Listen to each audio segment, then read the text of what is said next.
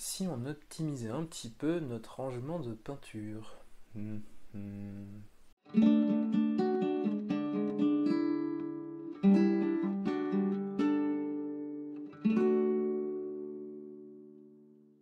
Et salut les copains et bienvenue dans cette nouvelle vidéo. Alors aujourd'hui on va retourner un petit peu du côté de la théorie parce que ça fait un moment qu'on l'a pas fait. Là jusqu'à présent on avait beaucoup de tutos de peinture et aujourd'hui on va parler du rangement de ces peintures. J'ai eu une petite réflexion de mon côté parce que bien évidemment comme je commence à recevoir des commandes, tout ça, il faut que j'optimise mon espace de travail et pour ça je me suis dit est-ce qu'il n'y a pas un moyen d'optimiser un petit peu plus le rangement de mes peintures? Parce qu'aujourd'hui, comment je range mes peintures? C'est comme ça. Concrètement, il y en a un petit peu partout en fait. C'est-à-dire qu'on en a ici qui traînent après une session de peinture, puis on a un premier rack de peinture ici que je m'étais construit pour ranger la gamme Game Color de Valero. Puis ici, je me suis récupéré la petite mousse de ma mallette de transport de Game Color justement pour y mettre tout mon set de Army Painter. Puis ensuite, on en a un petit peu par là aussi, puisque là, on a des shades de Citadel, on a aussi les métalliques, et enfin, on ne les voit pas ici à l'écran, je vais bouger un petit peu la caméra, hop, on en a ici aussi, là, c'est la gamme Citadel, avec quelques contrastes, et puis quelques pots plus standards.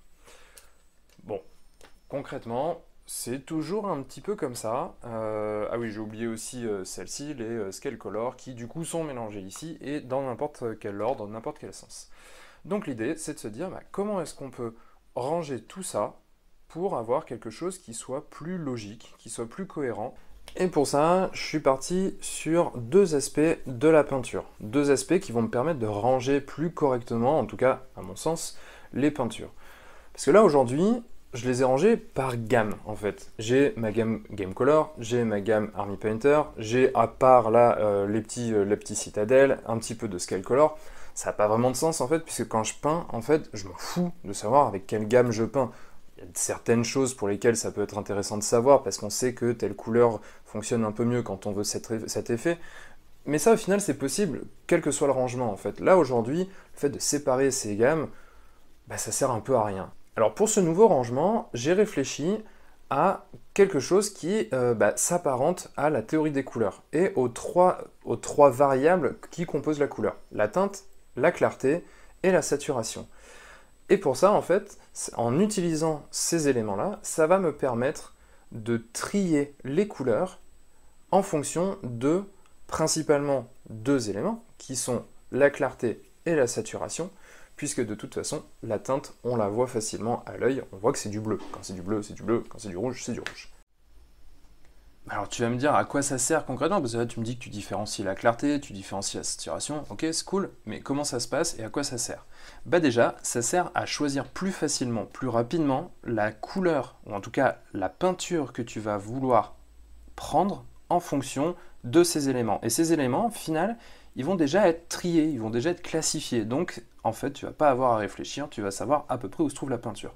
Parce que concrètement, ce qui est difficile, c'est de savoir quel bleu tu vas choisir quant à ça. Et oui, parce qu'en fait, quant à ça, le problème c'est que tu sais pas trop en fait quel est le bleu qui va correspondre à tes attentes en fonction de la saturation, en fonction de la clarté.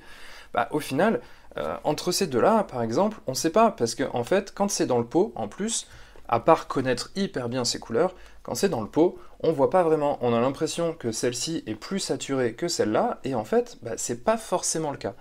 Puisque quand elle sort du pot, elle change un petit peu de couleur. En tout cas, à travers le plastique, c'est pas exactement la même chose. Donc là, on va s'attacher à tester un petit peu chaque couleur.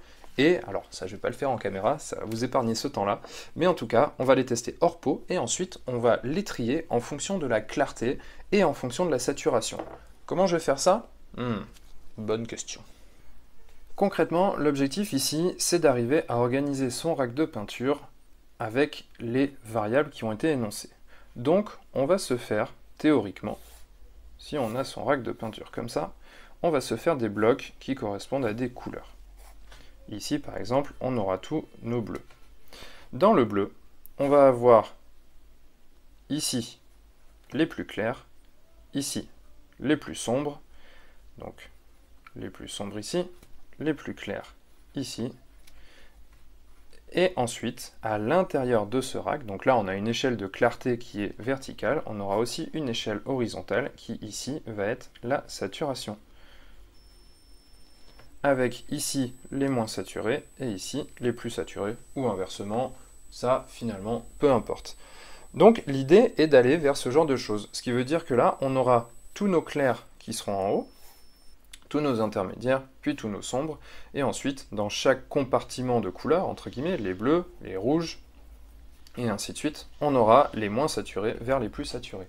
Ce qui nous permet tout de suite de savoir, quand on va piocher la peinture, si on veut un clair très saturé, on ira dans cette zone-là, si on veut un intermédiaire moyennement saturé, on va dans cette zone-là, si on veut un sombre qui n'est pas très saturé, on va aller dans cette zone-là.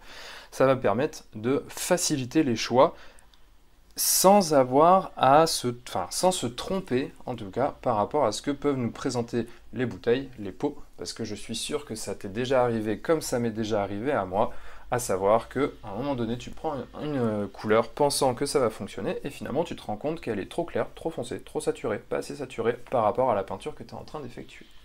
Maintenant, comment on fait le choix et comment on range ça? Quels sont les critères qu'on va prendre en compte, en tout cas? Comment, concrètement, on se dit que c'est celui-ci qui va là et celui-là qui va ici. On voit ça tout de suite avec les bleus. Donc dans un premier temps, avec tous ces bleus, j'ai fait un tri en fonction de ce qui me semble être le plus sombre vers le plus clair. Mais ce qu'on va tester là tout de suite, c'est pas la clarté, puisque la clarté, on va la tester un peu différemment. Là, on va tester la saturation. Donc on va prendre chaque couleur qu'on va étaler un petit peu sur ce papier et on va voir ce qui se passe, quelle est la couleur qui est le plus intense, quelle est la couleur qui est le moins intense, et on va les trier, je pense, par, allez, on va dire, 3 niveaux d'intensité, les peu saturés, les intermédiaires et les très saturés. Donc je vais passer tout ça en accéléré pour toi, et moi je m'y mets tout de suite.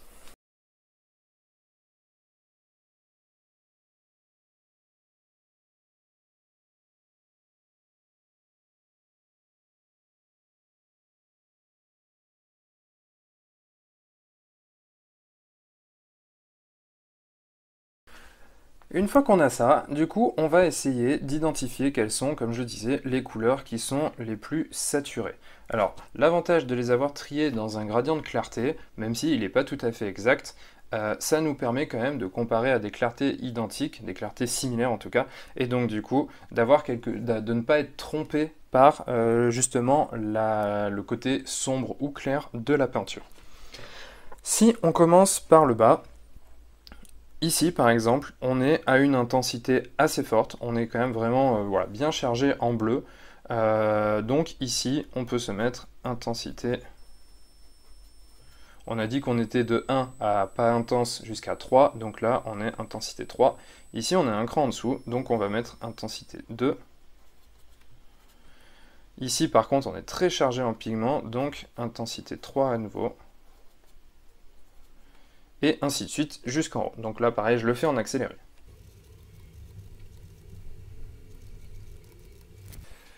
Donc voilà ce que ça donne. Ici, on a notre classement en fonction des intensités. Alors ici, je vais faire un petit correctif. Ici, je pense on peut même se mettre intensité 1, puisque c'est vraiment le plus pâle, le moins intense de nos bleus. Et comme ça, on a bien notre gradient d'intensité. Et maintenant, comment est-ce qu'on peut faire pour tester la clarté, pour être sûr qu'on classe du plus clair au plus foncé? Pour la clarté, une petite idée comment on fait? Si tu as bien suivi la chaîne, je suis sûr que tu as une idée, et si tu es allé lire les articles sur la théorie des couleurs, je suis sûr que tu as une idée encore plus précise. On va prendre une photo et on va passer en noir et blanc. Et oui, c'est en noir et blanc qu'on va bien voir la clarté de la peinture. Puisque du coup, en noir et blanc, on élimine tout ce qui est intensité, on élimine tout ce qui est teinte, donc on passe tout en noir ou en blanc et dans tous les intermédiaires de gris, et donc on ne se retrouve plus qu'avec la quantité de noir ou la quantité de blanc dans la peinture, donc la clarté. Donc on va faire ça tout de suite en direct, je vais montrer avec une photo.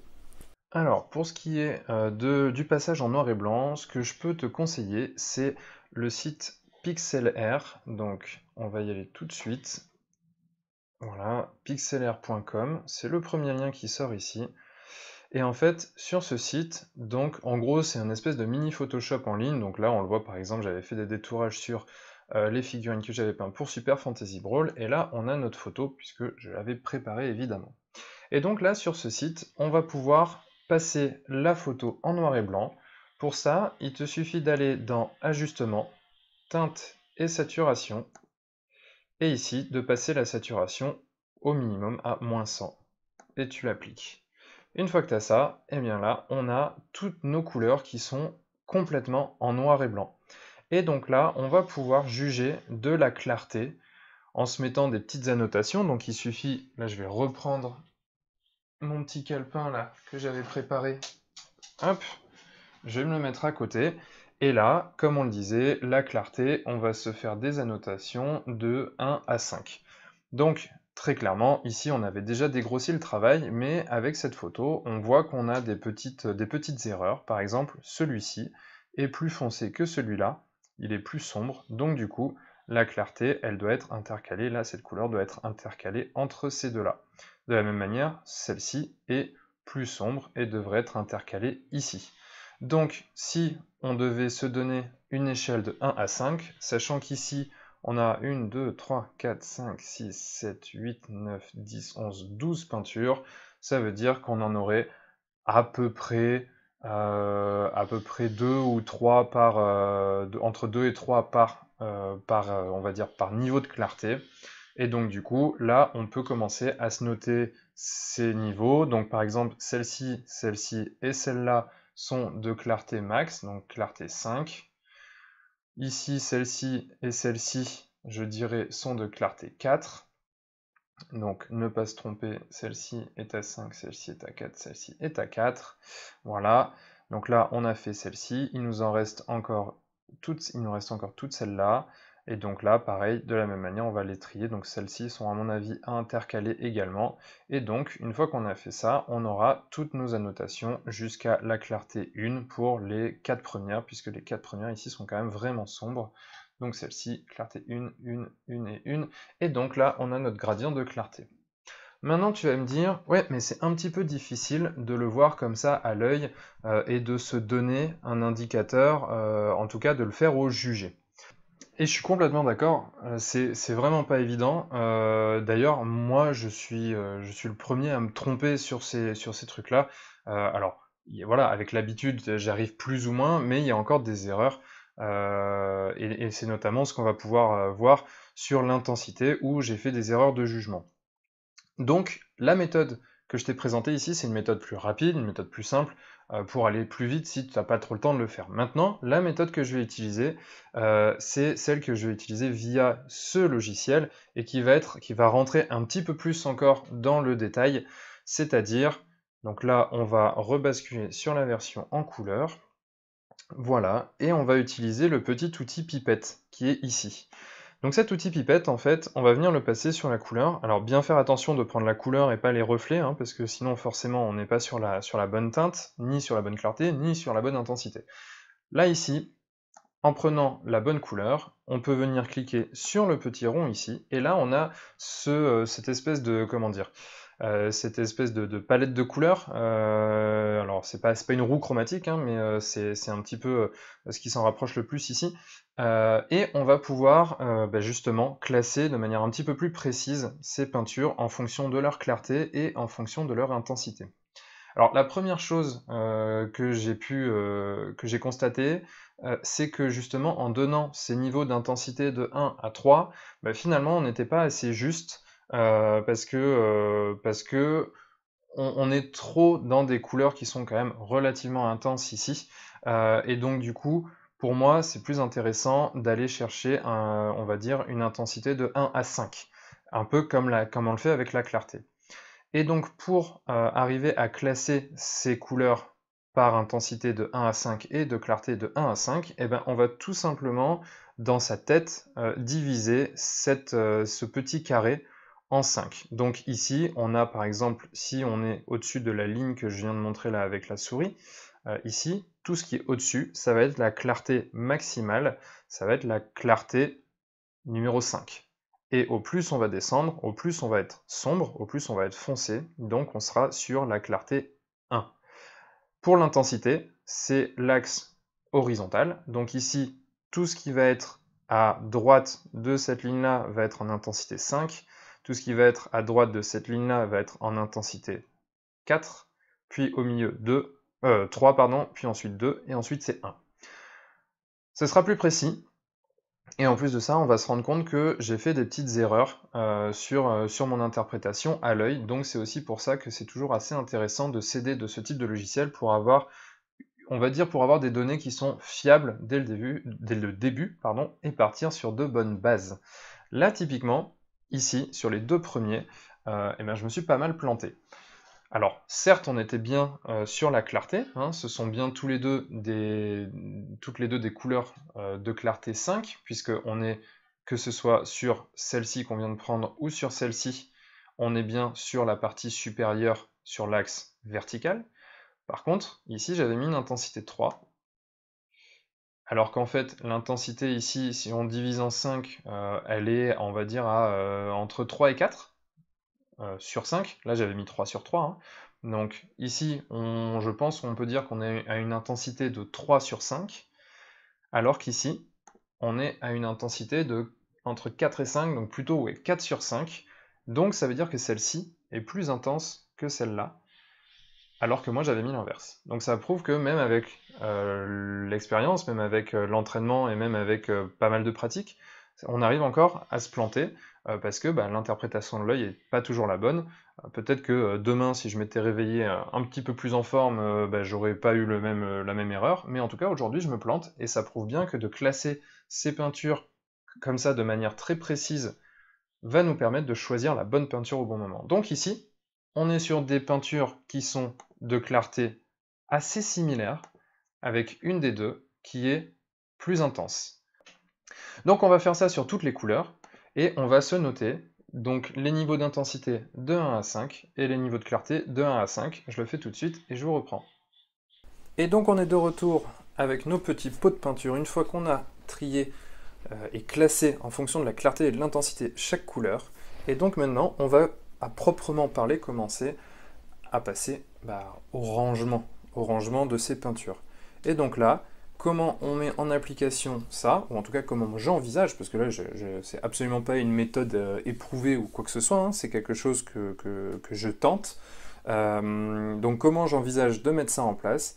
Eh bien, comme je le disais tout à l'heure, si on reprend notre petite feuille sur laquelle il y a eu un accident, donc je l'avais enlevé. Ici, on avait notre bloc de couleurs, donc les plus clairs sont en haut, les plus sombres en bas, et ensuite on a notre saturation qui part sur l'axe horizontal. Et donc pour faire ça, concrètement, on va prendre sur chaque bloc nos clartés maximum, donc la clarté maximum sera en haut, donc là typiquement nos clartés 5, qui sont ces deux-là, et ensuite la saturation augmente vers la droite, donc celles-ci seront sur l'étage du haut, rangées dans cet ordre-là. Ensuite, on va prendre nos clartés 4, donc ces trois-là, et ici, on a celle-ci qui finalement est la moins intense, donc elle va aller à ce niveau-là, et celles-ci vont aller comme ça. Pour bien faire, il faudrait carrément qu'on respecte les niveaux de clarté et les niveaux d'intensité. Concrètement, qu'est-ce que ça veut dire ? Si je reprends mon petit crayon, que j'ai mis je ne sais où, ici, on va reprendre cette feuille. Si on est sur notre bloc de bleu, on va avoir un bloc carré sur lequel on va avoir 5 étages et 5 colonnes.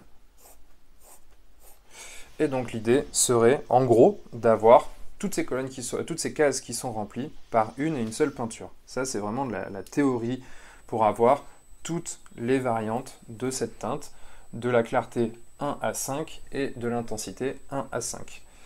Maintenant, on va quand même pas non plus s'embêter outre mesure, et l'idée c'est de classer ce qu'on a. Donc là, en l'occurrence, par exemple, on a donc notre clarté 1 qui va être tout en haut, notre clarté 5 pardon, qui va être tout en haut, notre clarté 4 qui va être au milieu, et en termes d'intensité, on a 3 et 4 pour le premier, donc 3 et 4. Pour ceux d'en dessous, on a 4 et 5 en intensité, donc on essaierait de les classer à peu près comme ça sur le rack. Puis ensuite, on continue avec notre clarté 3. Donc là, c'est les deux suivants. Notre clarté 3, pardon, qui a une intensité 4, donc qui seront à peu près comme ça.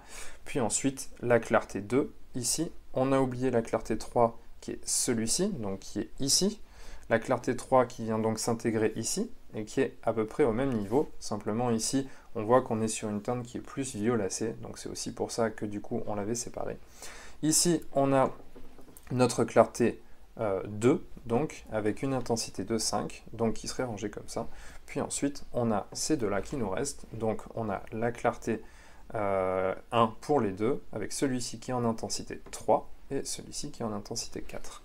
Voilà, donc là, en gros, maintenant il suffit de mettre les choses en hauteur pour avoir ce rangement qu'on peut avoir là, par exemple. Là, pour l'instant, j'ai pas encore tout rangé, donc je vais pas pouvoir le montrer tout de suite, mais là, ce que je vais faire, c'est que je vais couper la vidéo, je vais faire ça sur toutes mes peintures, ou en tout cas sur une première partie, et puis je vais vous montrer ce que ça donne. Et donc une fois qu'on a fait le tri, eh bien on n'a plus qu'à, donc on a trié en fonction de la clarté de l'intensité, on n'a plus qu'à ranger tous les petits pots. Alors plus qu'à, ça prend un petit peu de temps, donc je vais le faire et je vais vous le passer en accéléré pour que vous puissiez voir un petit peu ce que ça peut donner à la fin.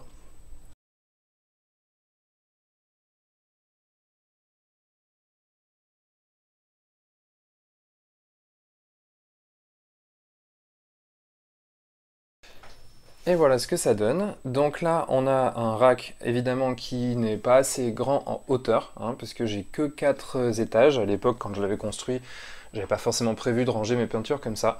Donc la prochaine étape sera probablement de se construire un rack avec 5 étages, mais pour ça, on verra à le faire différemment. Je pense avec des pots qui seront pas posés verticalement, mais plutôt incliné, on va dire, pour gagner un petit peu de place en hauteur. En tout cas, ça donne quelque chose comme ça. Et donc là, on a ici nos intensités qui vont vers la droite pour être de plus en plus intenses. Bien évidemment, on coupe à chaque fois qu'on change de teinte. Alors, sur les couleurs qui sont des couleurs primaires, c'est plus simple. Sur des couleurs qui sont des mélanges, notamment par exemple le vert, on va avoir aussi une variable qui va être en fonction de la température de la couleur, s'il y a plus de bleu, plus de jaune, mais ça, on ne va pas l'intégrer. De toute façon, il faudrait une dimension supplémentaire, ce qui n'est pas tout à fait possible.